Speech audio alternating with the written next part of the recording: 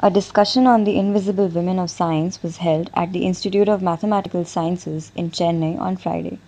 Nandita Jayaraj, a science journalist and co-founder of the groundbreaking website The Life of Science, talked about the high attrition rate of women in the field of science and its reasons. The team's other half, Ashima Dogra, along with volunteer Vishwam Shankaran, are on a lab-hopping mission to help female scientists and academics get recognition.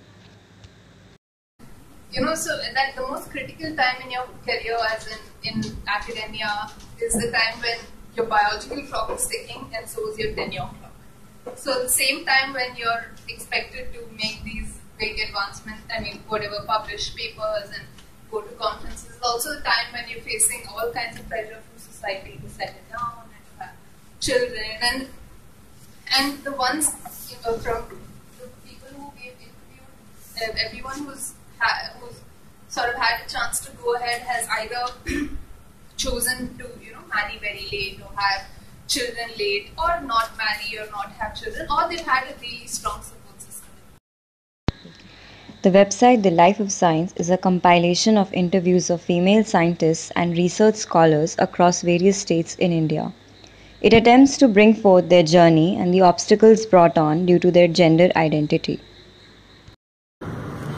So I'm here at Math Science today just to talk about a project that I'm doing along with my colleague Ashima Dogra.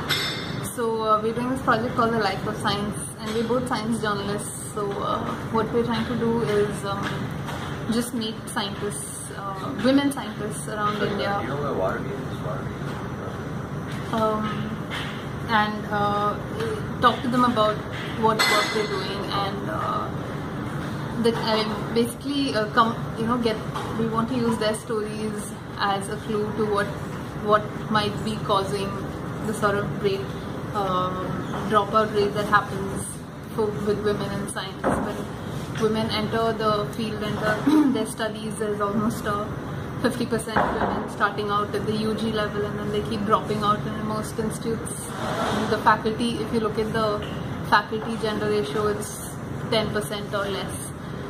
So, this is being talked about plenty, and a lot of hypotheses, most of which are probably true, but we thought, as storytellers, we thought that we will hopefully maybe get some answers via, from the horse's mouth. So we're going to these women who have managed to stay in the field and are, most of them, doing well in what they're doing now. So we just talk to them about their research, and so every so often we spot a pattern and we realize that okay, this is something that most women are going through, and we're hoping that some of these will be scrutinized at a greater level at some institutes, and some change will happen.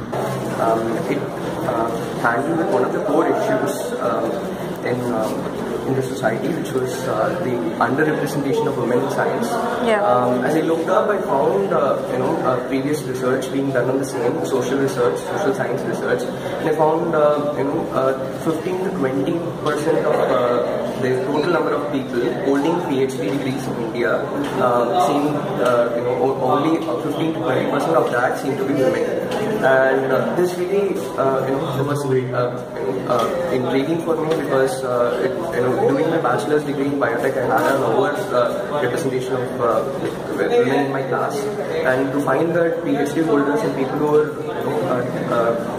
pursuing their administrative positions after their PhD, their numbers were very less. It got me thinking something's critically wrong with the society, something's really messed up with how the administration works, something somewhere along the line that seems to cause women to drop out of their academic pursuits.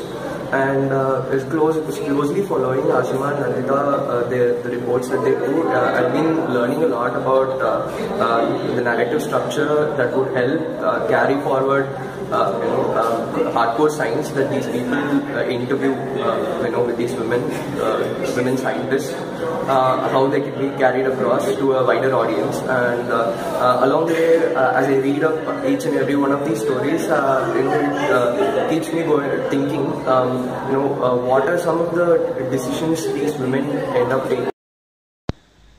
In the discussion, many suggestions were laid out, like fair representation of women from different social and economic backgrounds. Caste discrimination got a special mention. The duo continue their journey as they reach out to more women in science.